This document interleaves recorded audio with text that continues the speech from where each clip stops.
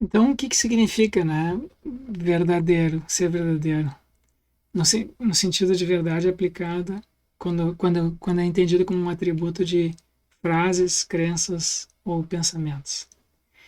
É, então, há pelo menos três concepções, assim, grandes concepções de verdade e, e falsidade na filosofia.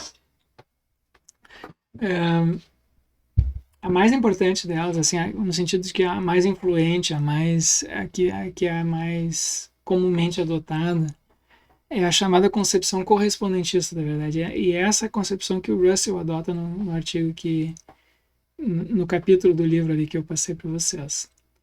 A concepção correspondentista, na verdade. Então, quando a gente diz que uma frase é verdadeira, uma crença é verdadeira, ou um pensamento é verdadeiro, é o que se estaria dizendo, o que se está dizendo, segundo essa concepção, é que há um certo acordo ou uma certa correspondência entre o que é dito e a realidade, certo? Então tem algo fora, a gente tem assim algo, num caso é linguístico, que é uma frase, no outro caso é uma é algo subjetivo, psicológico, é uma crença, e no terceiro caso a gente tem um pensamento, que seria algo talvez psicológico, talvez lógico, talvez metafísico.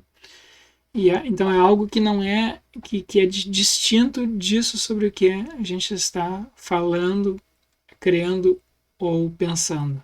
Então, digamos que eu acredite que Brasília é a capital do Brasil, ou eu diga isso, ou eu pense isso, ou que 2 mais 2 é igual a 4.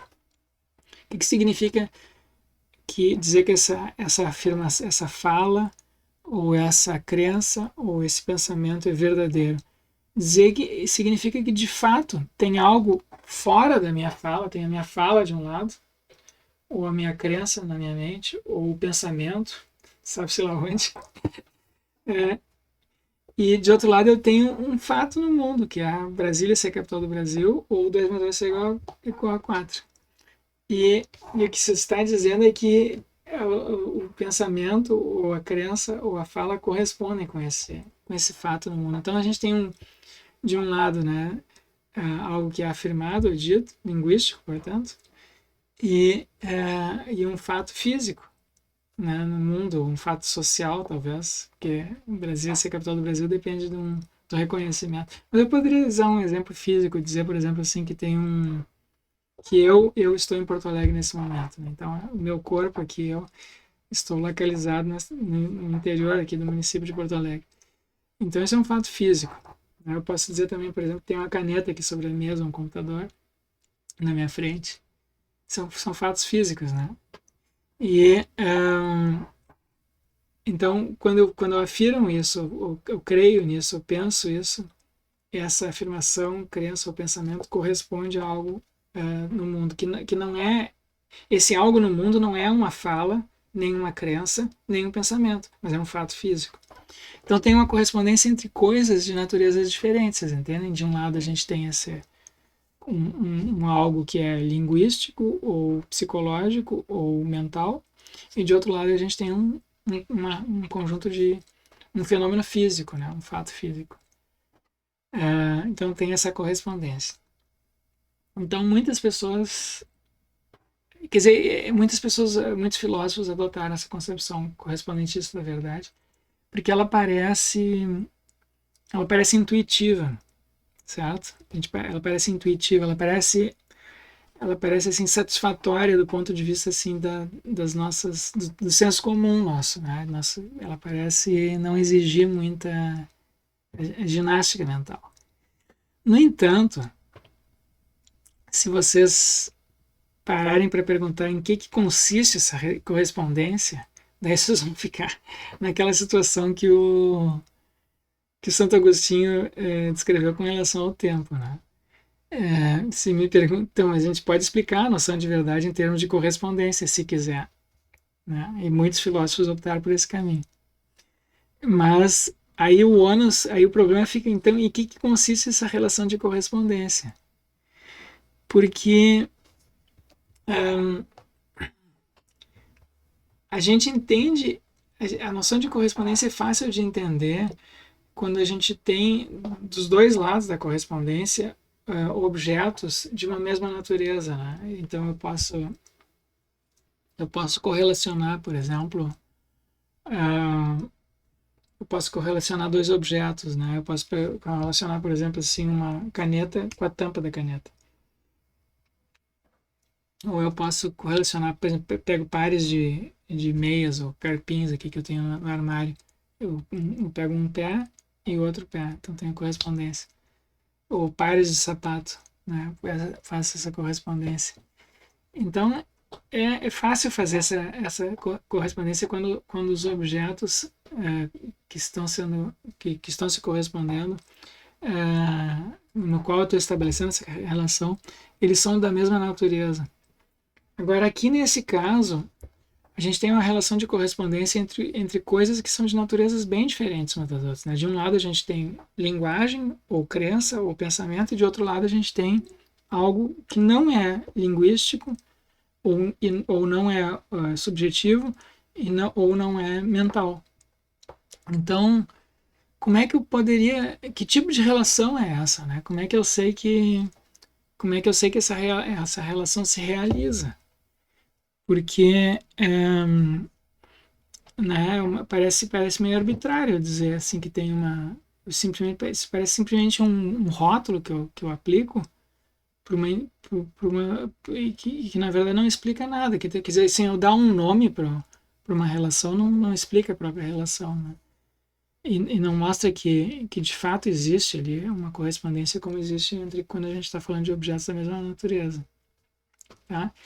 Então, além disso, se diz, nessa concepção correspondentista explicitamente afirma isso, é a realidade que torna verdadeiros as nossas falas, afirmações, crenças ou pensamentos. É o fato de que há um computador aqui na minha frente, realmente há um computador aqui na minha frente, é esse fato que torna verdadeira a minha crença de que há um computador aqui na minha frente. Então, tem uma relação de primazia, né? Não é o meu pensamento que torna verdadeiro o fato de que há um computador na minha frente, mas é o computador, haver um computador aqui que torna verdadeiro o meu pensamento. Então,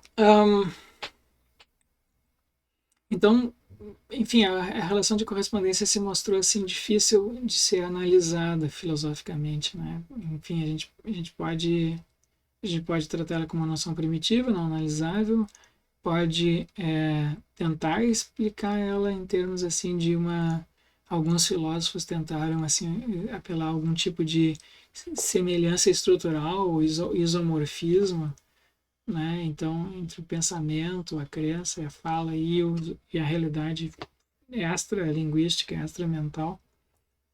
Mas isso também se mostrou difícil. Então, além disso, a gente parece que quando está falando, a gente não tem como saber, né, se há uma correspondência entre o que eu penso e a realidade fora dos meus pensamentos, a não ser por meio de outros pensamentos, porque a gente não tem acesso direto à realidade. Sempre que a gente tem a gente não tem como sair fora dos nossos pensamentos, né? E olhar para eles de fora e dizer assim, tem uma correspondência entre o meu pensamento e a realidade. Eu não posso, digamos assim, eu tenho um pensamento e tenho um computador aqui na minha frente. Eu não posso agora saber se esse pensamento é verdadeiro, saindo fora dos meus pensamentos e olhando eles de um ponto de vista extra-mental. Eu olho para a minha mente, olho para o computador e eles não têm uma correspondência entre os dois. Não tem como fazer isso. O que eu posso fazer o máximo que eu posso fazer é comparar uns pensamentos com outros. Então isso levou alguns filósofos a adotarem uma concepção que é chamada de coerentista, né, da verdade.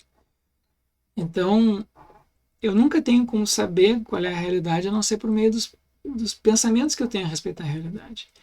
Então, quando a gente diz que uma certa afirmação é verdadeira, A gente nunca está comparando um pensamento, uma afirmação ou uma crença com a realidade. A gente está sempre comparando um pensamento, afirmação ou crença com outros pensamentos, afirmações ou crenças, ou um dizer com outros dizeres. Então, a gente tem então essa concepção, vocês vejam que no texto ali do Russell ele critica essa concepção, né? Então, isso é uma coisa que a gente vai ver. Não tem nenhuma concepção dessas filosóficas que não seja objeto de alguma crítica, né? A gente não tem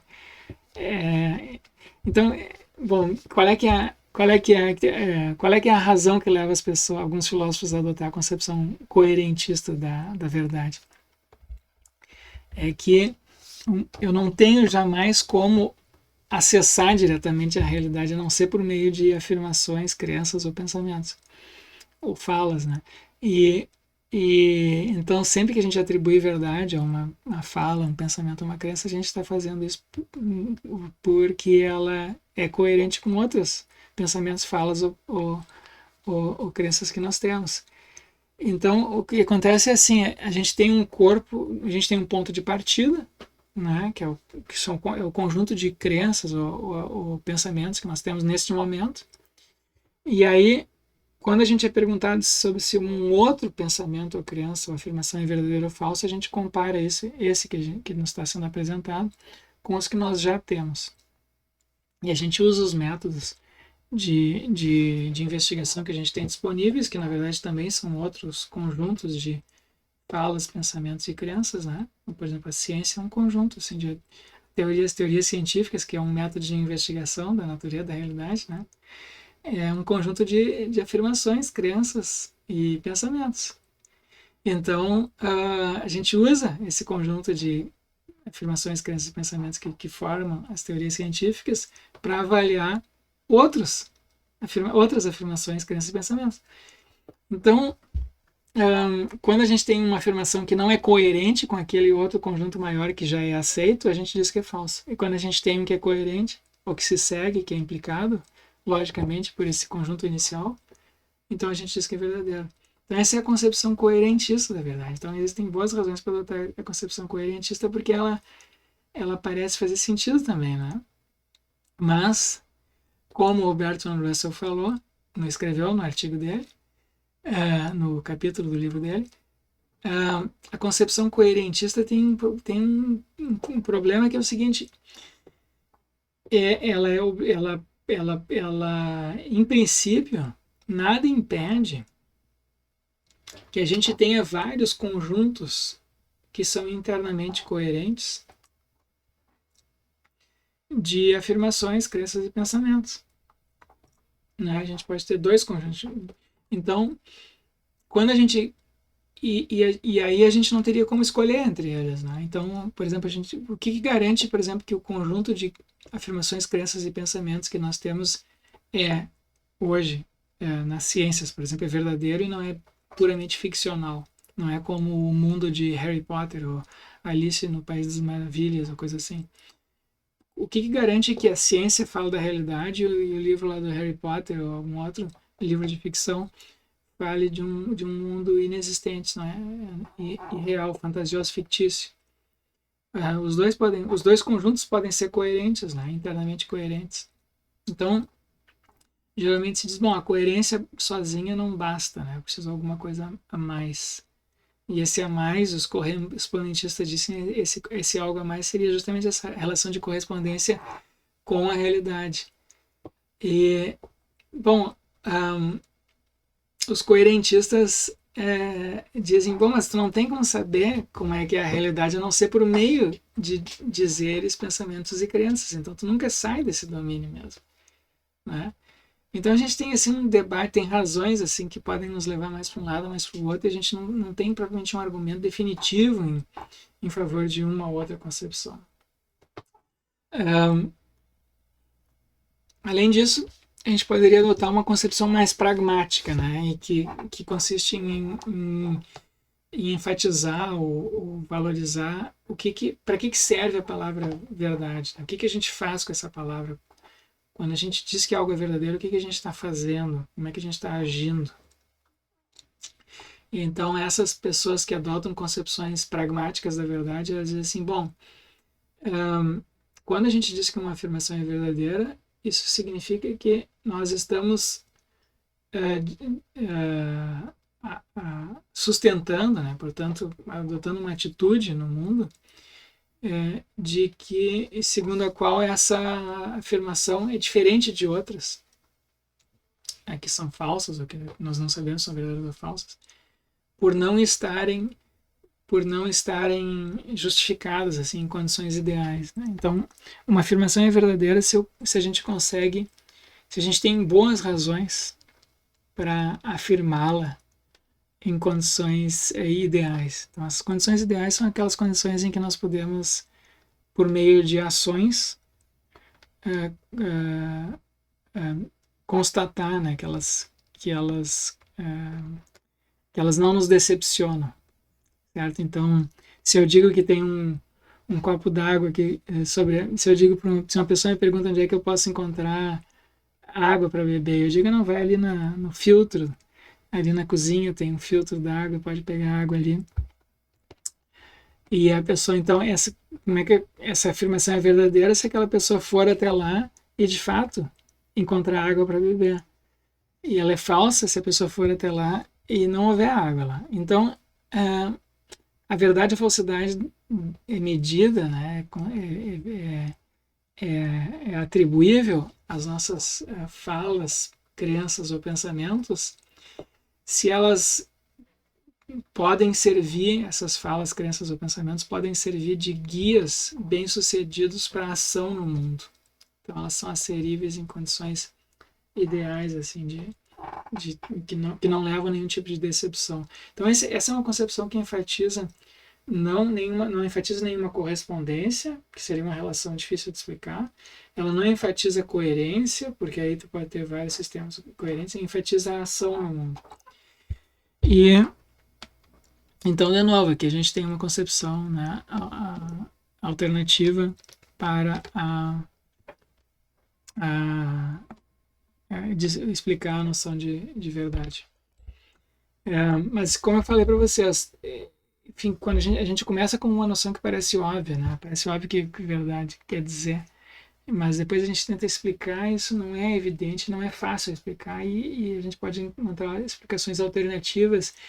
E é difícil encontrar um argumento assim, não existe, na verdade, nenhum argumento que seja definitivo em favor de uma concepção ou outra, né? Então, a gente pode ficar mais inclinado por uma, mais inclinado por ter razões para uma ou para outra, mas não uma prova de que essa concepção. Algumas concepções parecem se adequar melhor a alguns usos que nós fazemos da verdade, certas intuições, pré-concepções que nós temos. Outras concepções parecem se adequar melhor a outras.